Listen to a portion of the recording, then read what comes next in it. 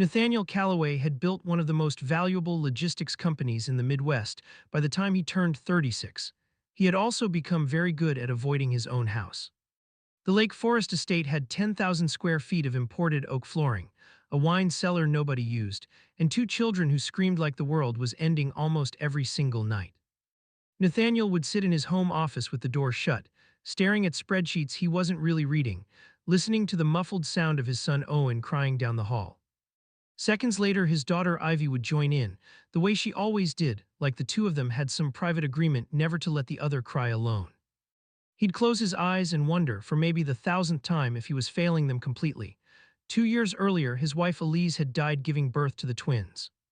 A hemorrhage the doctors hadn't caught in time.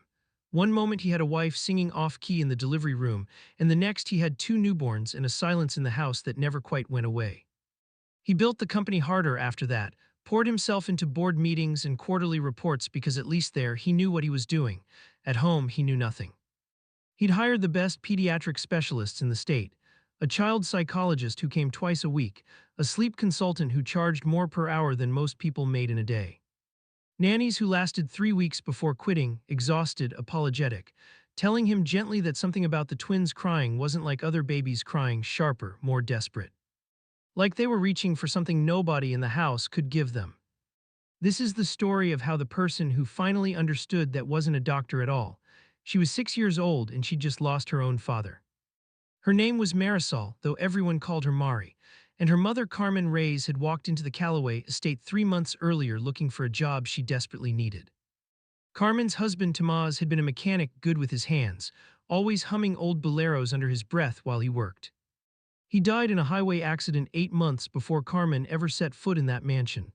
The savings ran out fast. The apartment felt too big and too quiet with just the two of them in it, the same way, though Carmen didn't know it yet. The Calloway house felt too big and too quiet for Nathaniel. She needed the housekeeping job badly. She needed it enough that when the head housekeeper, a sharp-eyed woman named Mrs. Whitfield, sat her down before the interview and said, low and almost apologetic, "The children here cry a lot. It can be hard on people. I want you to know what you're walking into." Carmen just nodded. "I've learned something about crying," she told Mrs. Whitfield quietly. "Sometimes it's not something to be afraid of. Sometimes it's just the only way a person has left to talk." Mrs. Whitfield studied her for a second too long, then hired her on the spot. Mari came with her some days when after-school care fell through and sat in the staff room coloring in careful, quiet lines. She almost never cried, not even as a baby, Carmen liked to say, as if her daughter had arrived already a little bit grown, already carrying some old, calm weight behind her eyes.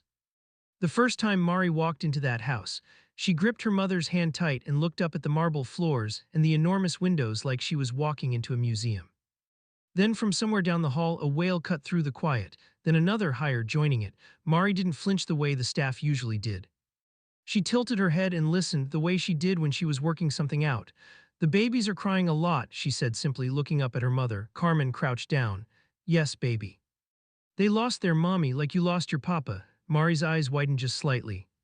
She looked down the long hallway toward the sound, quiet for a moment, like something had clicked into place that the grown-ups around her had somehow missed. Nathaniel, meanwhile, kept doing what he always did. He left the discipline of comforting his children to people he paid, then stood in the doorway of the nursery in his suit, feeling more useless with every failed attempt than he had in his entire career. One evening he sank down onto the nursery floor, his tie loosened, his hair a mess from running his hands through it too many times. Owen was screaming in his crib, tiny fists pounding the mattress.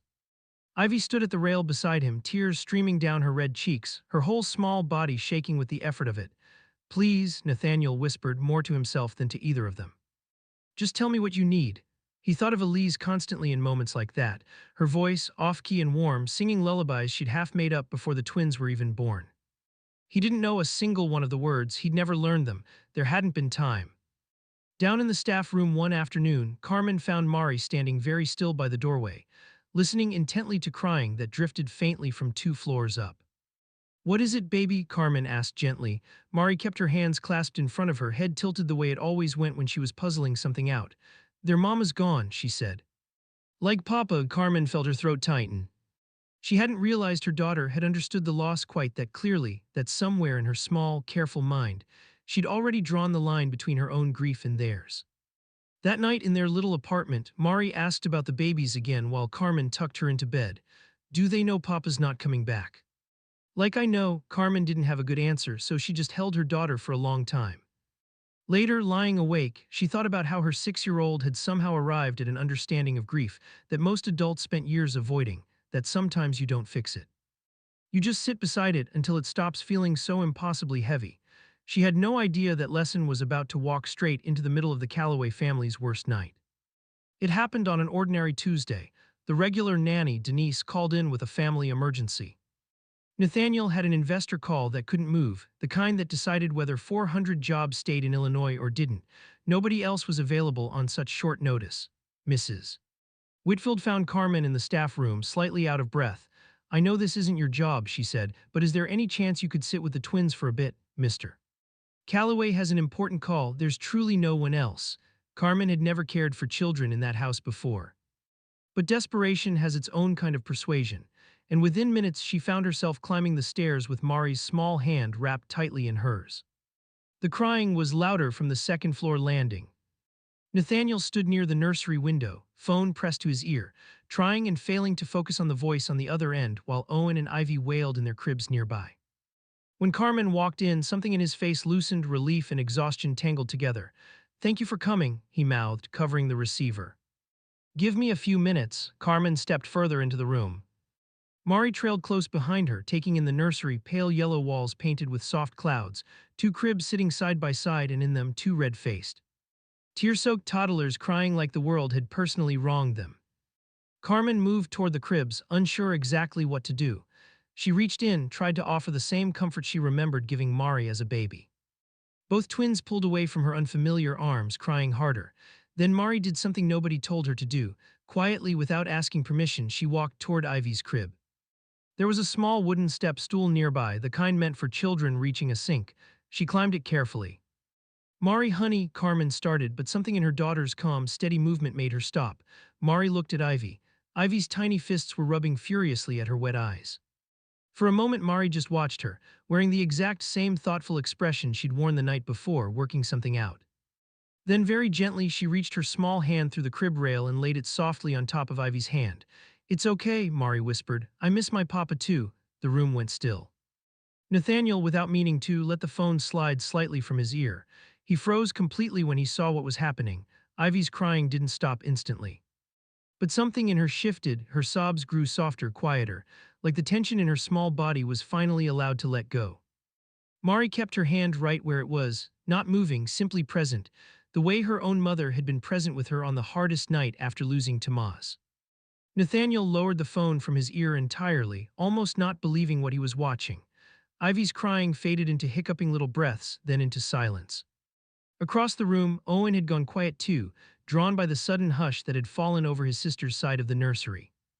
Carmen carried him closer, still half in disbelief herself, and set him gently into the crib beside Ivy near Mari.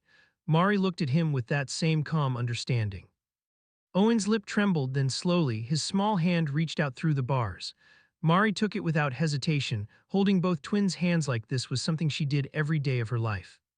Nathaniel stood frozen in the doorway. No specialist, no expensive consultant, no sleep coach in 3 years of trying had managed what this 6-year-old had just done in under a minute. He'd been told more than once that children understand more than adults give them credit for. He had never truly believed it until that moment. Carmen stood watching, tears sliding silently down her cheeks, overwhelmed by her daughter's quiet wisdom, a wisdom born from the same grief that had cracked open her own life 8 months earlier. For the first time in 2 years, the nursery was completely silent, filled only with the soft sound of Mari humming something wordless, her tiny hands still folded around theirs. I'm so sorry, Carmen finally said, stepping forward. She's never done anything like that before, I promise I'll don't, Nathaniel said, his voice rough. He crossed the room and crouched down beside the crib beside Mari. Thank you. Thank you so much. He looked at the little girl like she'd handed him something he'd been searching for in all the wrong places. Mari just shrugged like it was the most obvious thing in the world. That evening, after the twins finally drifted into a peaceful sleep, longer and deeper than either of them had slept in months, Nathaniel asked Carmen to sit with him in the kitchen downstairs. He wanted to understand, so she told him about the accident, about Tomas and his easy laugh and his oil-stained hands. about how Mari had learned to sit with grief instead of running from it without anyone teaching her to. She lost her father very young, Carmen said softly. I think she understands loss in a way most children don't. She's always been good at sitting with people in pain instead of trying to rush them out of it. Nathaniel listened, and something loosened in his chest. He'd spent 2 years trying to fix his children's grief the way he fixed everything else, with money, with experts, with solutions. It had never once occurred to him that grief wasn't a problem to be solved. It just needed to be felt and understood and sat beside.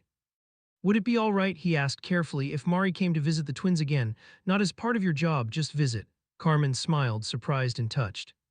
I think she'd like that very much. Over the following weeks, Mari became a regular, gentle presence in Owen and Ivy's lives. Every few days she'd wander into the nursery after school, and slowly the twins began to change. They still had hard moments. Grief doesn't simply vanish because someone understands it, but they cried less. They played more. They turned toward Mari's calm, steady presence the way flowers turn toward sunlight. Nathaniel found himself changing too. He started coming home earlier, not to check on the twins out of obligation, but because he wanted to be there, wanted to be part of the small, ordinary moments of healing happening in that nursery. He learned to sit on the floor with his children instead of watching from the doorway. He learned to simply be there instead of always trying to fix things from a distance.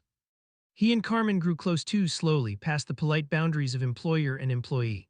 He learned about Tomás, about a man who worked hard fixing cars to support his small family. She learned about Elise, about her laughter, her half-invented Spanish lullabies, and how much Nathaniel still missed her every single day, in ways he rarely said out loud to anyone. One evening, watching Mari build a tower of soft blocks with the twins on the nursery floor, laughing every time it toppled, Nathaniel turned to Carmen with something soft and grateful in his eyes. You know, he said quietly, I hired the best doctors, the best specialists, the most expensive solutions money could buy. And none of it worked the way your daughter did in one afternoon. Carmen watched Mari gently help Ivy rebuild her tower after another collapse of giggles. Grief isn't something you fix, she said softly. It just needs company. Nathaniel looked at her for a long moment, feeling something warm settle into a place in his chest that had felt empty since Elise died. For the first time in 2 years, that house didn't feel quite so hollow. Months passed, and the Calloway estate slowly transformed from a quiet, echoing place into something that actually felt like a home. Owen and Ivy, closer now to turning 3, had bloomed into curious, happy children. They still knew their mother through photographs and bedtime stories, but grief no longer ran their days. Mari had become something like a sister to them, spending so much time at the house that both twins asked for her by name every single morning. Carmen was no longer just the housekeeper in Nathaniel's mind, and he suspected she knew it too. Their friendship had deepened slowly, naturally, into something neither of them had quite named out loud yet, though both of them quietly cherished it. One warm Sunday, Nathaniel arranged a small gathering in the mansion's garden, nothing extravagant, just a simple celebration for the twins' birthday.